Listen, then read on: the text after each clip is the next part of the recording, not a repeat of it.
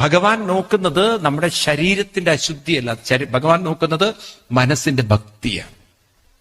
അതെപ്പോഴും ഓർക്കുക. ഭക്തിയുണ്ടോ ദോഷത്തിനവിടെ സ്ഥാനം. നിങ്ങൾക്ക് ഭക്തി ഇല്ലാത്തതുകൊണ്ടാണ് ദോഷം വരുന്നത്.